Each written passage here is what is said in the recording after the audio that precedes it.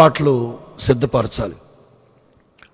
సిద్ధపరిచేటప్పుడు keyboard పెట్టుకుని కొత్త పాటలు సిద్ధపరుస్తూ ఉంటాయి. నేను ఏది చెప్పినా యేసన్న గారు హే అరవే, నేను ఏ ట్యూన్ కంపోజ్ చేసినా హే అక్కర్లేదులే పెద్ద మనగాళ్ళు లేచి వచ్చాడు ఇక్కడ అని భయంకరంగా ఇవన్నీ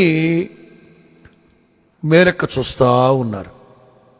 జనవరి, ఫిబ్రవరి రికార్డింగ్కి అన్నీ నేనే వెళ్ళాను, రికార్డింగ్ అంతా నేనే చేస్తాను. కానీ నేను ఏది చెప్పినా, నేను ఏది చేసినా బద్ధ శత్రువుని కూడా చూడరండి, అంత భయానకంగా ట్రీట్ చేశారు దైవజనులు యేసన్న గారు.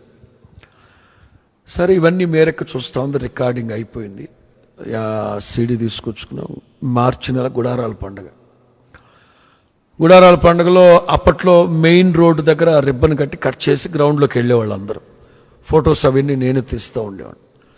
సరే టైం అయింది, సాయంకాలం 6 గంటలప్పుడు సాయం సంధ్య వాళ్ళు రిబ్బన్ కట్ చేసి నేను కెమెరా తీసుకుని ఫోటో తీయడానికి వెళితే ఆ మైక్లోనే అన్నారు, అరే శుభమాంట గుడారాల పండుగ స్టార్ట్ చేస్తుంటే నీ దరిద్ర మొహం ఎదురొచ్చేవేంట్రా అన్నారు. వేల మంది, లక్షల మంది. నేను మౌనంగా కెమెరా రమేష్కి ఇచ్చి నేను ప్రక్కకి వెళ్ళిపోయాను. సరే అందరూ వెళ్ళిపోయారు, గ్రౌండ్లోకి వెళ్ళిపోయారు, స్టేజ్ మీదకి వెళ్ళిపోయారు, నేను కూడా వెళ్ళాను. అంటే అట్లా ఉంది. ఆ తర్వాత నేను చాలా బాధపడుతూ ఉంటే మేరెక్క నాకు ఒక మ్యాగజైన్ తెచ్చిచ్చిందండి. అది క్రీస్తు విజయము అనే మ్యాగజైన్.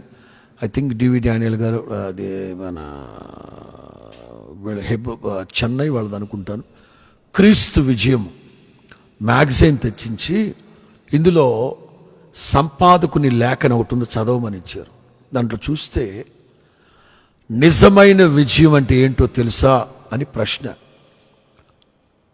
అందులో ఏమనుందంటే, నీవేదైనా ఆలోచన చెప్పినప్పుడు 10 మందిలో నిర్మోహమాటంగా నిన్ను కించపరుస్తారే, దాన్ని పంటి బిగువన బిగబట్టగలిగితే అదే విజయం.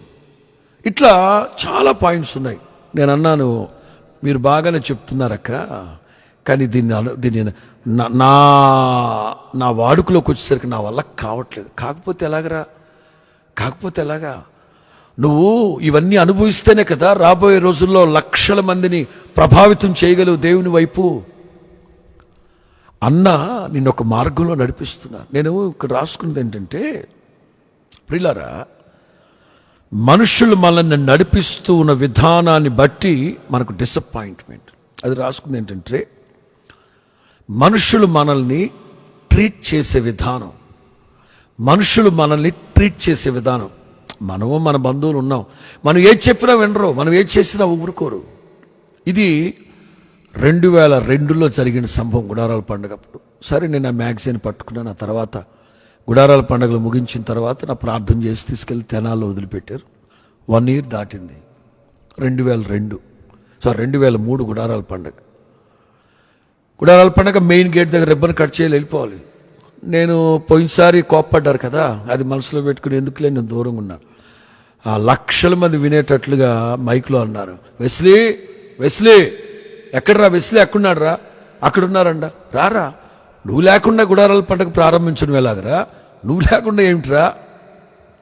వెంటనే ఆ ప్రక్క నుంచి మేరెక్క వెంటనే నాకు గుర్తు చేసింది, గత సంవత్సరం ఇదే చోట నీకు అవమానం కలిగింది, అదే చోట రెట్టింపు ఘనత నీకు కలుగు చేశారు, కాకపోతే కొంచెం ఆలస్యమైంది. నా దేవుని ప్రియులారా, నిజమే